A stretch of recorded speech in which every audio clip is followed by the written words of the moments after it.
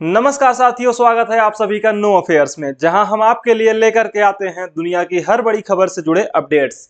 ये है हमारी स्पेशल सीरीज जिसका नाम है WNA यानी कि वर्ल्ड न्यूज एंड एनालिसिस। और इसमें हम आज बात करेंगे अपने देश के एक खुद से हमारे देश में ही बनाए गए, हमारे साइंटिस्ट लोगों के द्वारा बनाए गए एक फाइटर प्लेन के बारे में, जिसका नाम है तेजस। और उस तेजस फाइटर प्लेन में प्रधानमंत्री श्री नरेंद्र मोदी जी ने भरी है उड़ान। और पूरे देश में ये चर्चा का विषय बन गया है। हर मीडिया ने अपने अखबारों में, अपने न्यूज चैनल्स पे इसको कवर किया।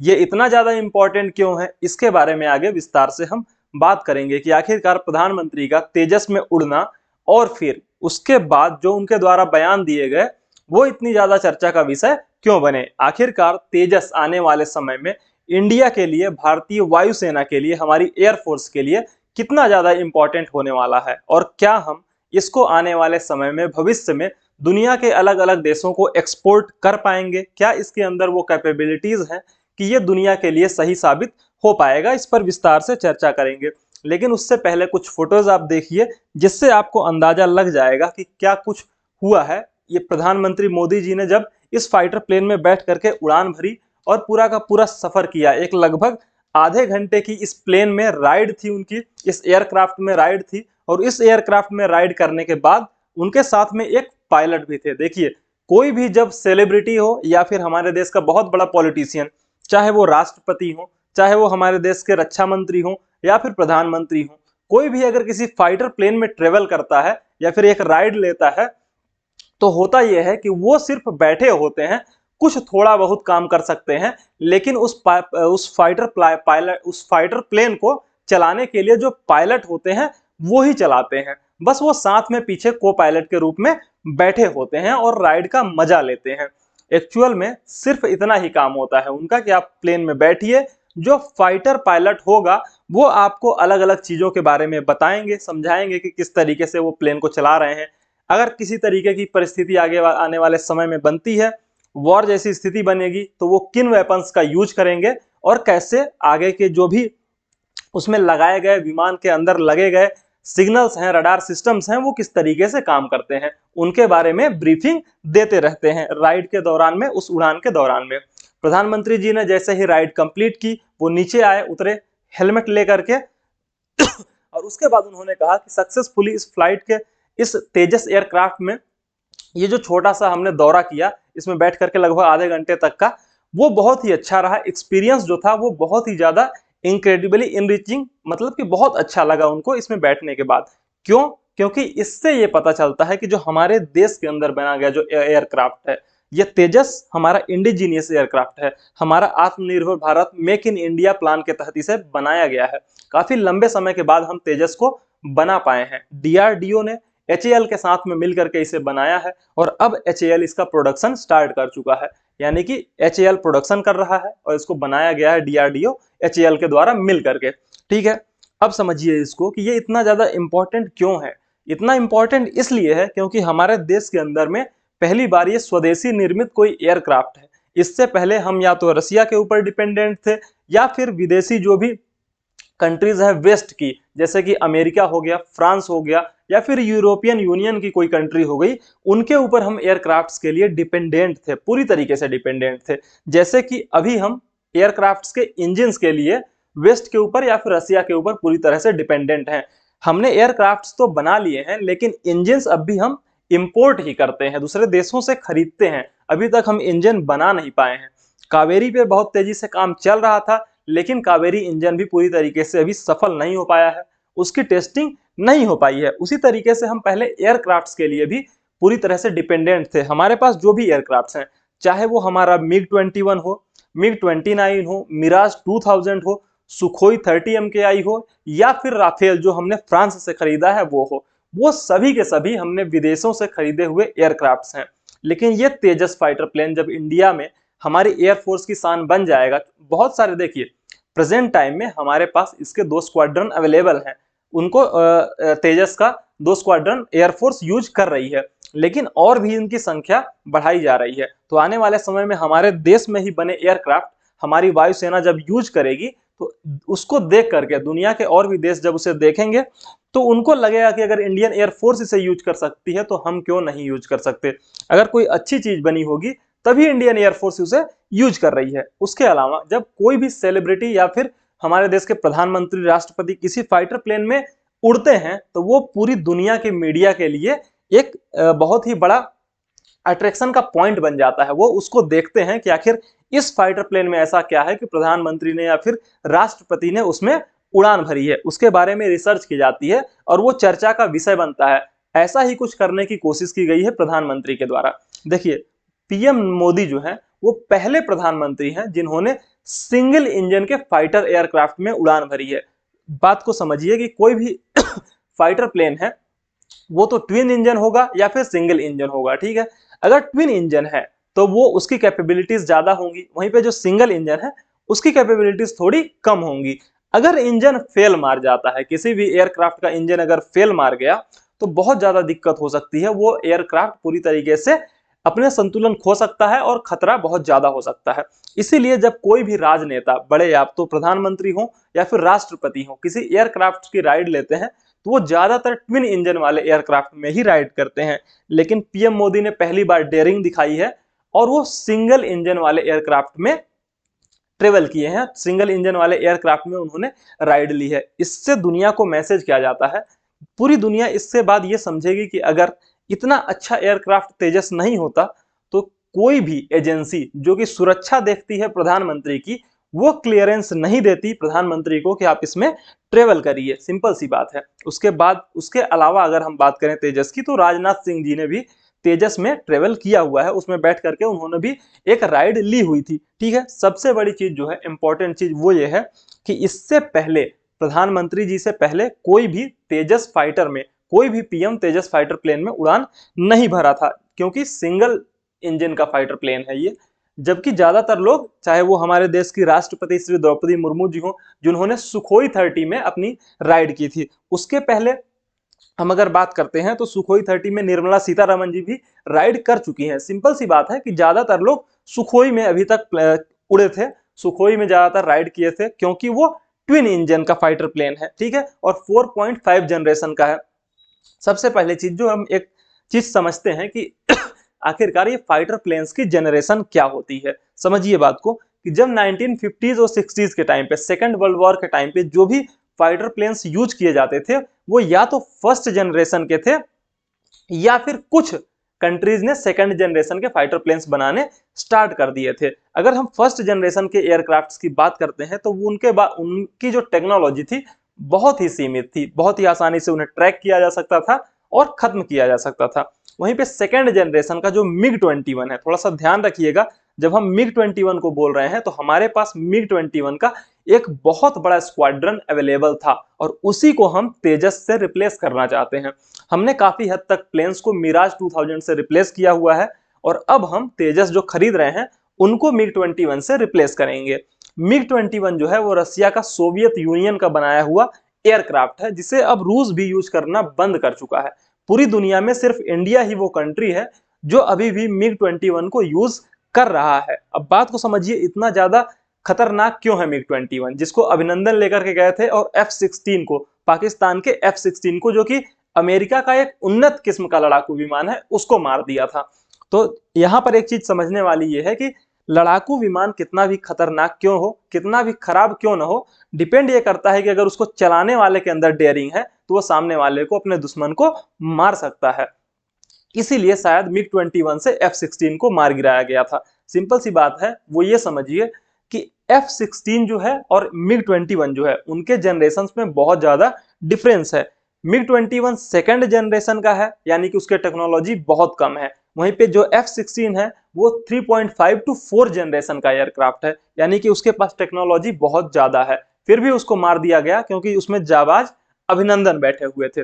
हम बात करते हैं हमारे पास जो जनरेशन के एयरक्राफ्ट्स हैं उनकी क्या जनरेशन है। वहीं पे जो मिराज 2000 है या फिर सुखोई 30 है वो 4 to 4.5 जनरेशन के हैं, और जो हमने तेजस बनाया हुआ है अपने ही कंट्री में वो भी 4 to 4.5 जनरेशन का ही है। मींस इस समय पे हमारे पास ज्यादातर या तो फोर्थ जनरेशन के एयरक्राफ्ट्स हैं या फिर 4.5 जनरेशन के एयरक्राफ्ट हैं। और जब तेजस आ जाएगा तो हमारी एयरफोर्स की ताकत और ज्यादा बढ़ जाएगी, क्योंकि MiG-21 को हम पूरी तरह से रिप्लेस कर देंगे। अगर हम MiG-21 की बात करें तो इंडियन एयरफोर्स जो है वो हर साल अक्टूबर में 1 या 2 स्क्वाड्रन को हटा देती है। MiG-21 के एक स्क्वाड्रन को धीरे धीरे करके हटाया जा रहा है। ये प्रोसेस 1983 से चल रही है। एक बात को समझिए कि 40 साल लग गए हमें MiG-21 को रिप्लेस करने में। मतलब बहुत धीरे काम किया गया है इस एयरफोर्स के द्वारा, या फिर हमारी गवर्नमेंट के द्वारा सीधा सा कहें तो गवर्नमेंट ने बहुत धीरे काम किया है इस MiG-21 को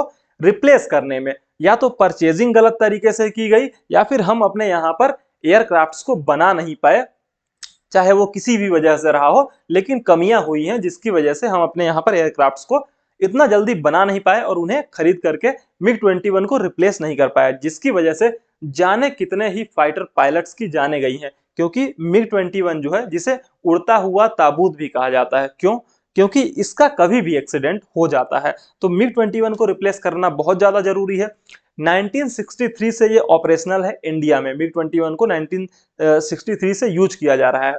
अगर हम बात करें टोटल कितने स्क्वाड्रन हैं, तो 28 स्क्वाड्रन उस समय से थे, जिसमें से धीरे धीरे करके लगभग सभी स्क्वाड्रन्स को रिप्लेस किया जा चुका है। सिर्फ 2 स्क्वाड्रन इस समय पे इंडियन एयरफोर्स में बचे हुए हैं, केवल 2 स्क्वाड्रन, जिनको लगभग 2025 तक में रिप्लेस कर दिया जाएगा। और इसी के लिए इंडिया जो है वो तेजस, जो कि बेंगलुरु में DRDO की जो लैब है, एरोनॉटिकल डेवलपमेंट एजेंसी, वहां पर इसको डिजाइन किया गया है, मैन्युफैक्चर किया गया है, और अब इसका जो प्रोडक्शन है वो HAL कर रहा है। और उसके लिए ऑर्डर्स भी, बहुत सारा ऑर्डर इंडिया के जो हमारी एयरफोर्स है, गवर्नमेंट है, उसके द्वारा दिया गया है ताकि एयरफोर्स इसको यूज कर सके। 40 तेजस MK1 के ऑर्डर इंडियन एयरफोर्स के द्वारा दिए गए थे। लगभग 8,802 करोड़ रुपए के बीच में ये डील हुई थी। ठीक है, 2016 तक में इसकी पूरी डिलीवरी कर दी गई थी। समझिए इसको बात को, 2 स्क्वाड्रन यानी कि 32 fighter planes, single seat fighter planes, ये थे तेजस के इंडियन एयरफोर्स के पास। और 8 फाइटर प्लेन्स जो थे वो ट्रेनर फाइटर प्लेन्स थे, जो कि दिए गए थे। इस तरीके से 32 + 8 मिलाकर के कितने हो गए? 40। ये टोटल 40 फाइटर प्लेन्स के ऑर्डर 2016 तक डिलीवर किए जा चुके थे। उसके अलावा इस समय पे भारतीय वायुसेना की अगर हम बात करते हैं तो हमारे पास जो स्क्वाड्रन 2 हैं उनके नाम अलग अलग हैं। एक है फ्लाइंग डैगर और एक है फ्लाइंग बुलेट। इन दोनों को अलग अलग नाम से जाना जाता है। वायुसेना 97 तेजस प्लेन के और भी ऑर्डर दे चुकी है, और उनका प्लान ये है कि 123 प्लेन और ऑर्डर दिए जाएं। उसके लिए गवर्नमेंट के अप्रूवल का जो पूरा प्रोसेस है वो चल रहा है। थोड़ा सा हम बात करते हैं कि ये इतना ज्यादा इंपॉर्टेंट क्यों है, इतना खतरनाक क्यों है तेजस, कि उसको लेने के लिए इतना ज्यादा एयरफोर्स हमारी जो है वो पीछे पड़ी हुई है। समझिए, ये जो तेजस है ना, भले ही सिंगल इंजन है, लेकिन ये मल्टी रोल एयरक्राफ्ट है। सिंपल सी बात है, ये जो ट्विन इंजन वाले एयरक्राफ्ट जितना काम करते हैं उतना ही काम ये भी कर देता है। क्योंकि सिंगल इंजन है इसलिए सस्ता है। लगभग 300 से 350 करोड़ रुपए के बीच में इसके जो प्राइसेस हैं वो वेरी करते हैं। ठीक है, इसके अलावा सरफेस से जब ये उड़ान भरता है तो एयर टू एयर वो मिसाइल मार सकता है, क्योंकि हवा से हवा में कोई भी एयरक्राफ्ट है उसको मारना है तो वो खत्म कर सकता है। उसके अलावा हवा से जमीन पर भी मार कर सकता है, यानी कि जमीन पर भी अगर कोई टारगेट है उसको खत्म करना है तो ये काम भी बहुत तेजी से ये कर सकता है। इसके अलावा जो इसमें पूरा रडार सिस्टम लगाया गया है वो इंडिया का बनाया गया, इंडिया का इंडिजीनियस रडार सिस्टम लगाया गया, जो बहुत ही उन्नत किस्म का है। इसके साथ में जो हमारा अवाक्स सिस्टम है, जो कि निगरानी करने का काम करता है, वो भी साथ में रहता है।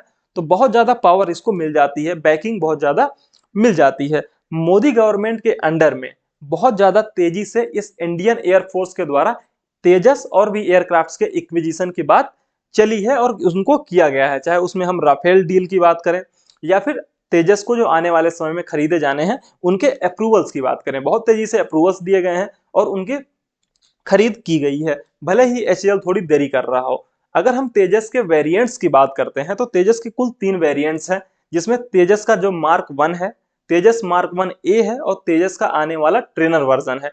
मतलब ट्रेनर वर्जन तो आ चुका है, चौथा जो आने वाला वर्जन है वो है मार्क 2, जिसके लिए काम चल रहा है लगातार, और आने वाले समय 2025 तक में ये मार्क 2 भी लगभग आ जाएगा। करेंटली जो इंडियन एयरफोर्स है उसको 324 एयरक्राफ्ट्स खरीदने हैं, तो कुल मिलाकर के ये चारों वेरिएंट्स को मिला करके वो 324 एयरक्राफ्ट्स का ऑर्डर देने वाली है। मतलब बहुत ज्यादा फायदा होने वाला है हिंदुस्तान एरोनॉटिक्स लिमिटेड को। सिंपल सी बात जो है उसको अगर हम समझें तो वो ये है कि 2029 तक बहुत ज्यादा एक्सपेक्टेशंस हैं कि ये डिलीवरी कर दी जाएंगी तेजस का जो मार्क 1A है उसकी। उसके बाद जो तेजस मार्क 2 है उसको भी डिलीवर किया जाएगा जब उनको ऑर्डर्स दिए जाएंगे। जो हमारा HAL है ना, उन्होंने जनरल इलेक्ट्रिक्स जो कि मैन्युफैक्चर करती है इंजन फाइटर प्लेन्स के, उनके साथ में एक डील की है, एक MOU मेमोरेंडम ऑफ अंडरस्टैंडिंग जो होता है वो साइन किया है ताकि ताकि वो बहुत तेजी से इंजन्स को डिलीवर कर सकें, जिससे जो फाइटर प्लेन्स हैं या जो तेजस फाइटर प्लेन्स हैं वो उनका जो प्रोडक्शन है वो और ज्यादा तेजी से बढ़ाया जा सके।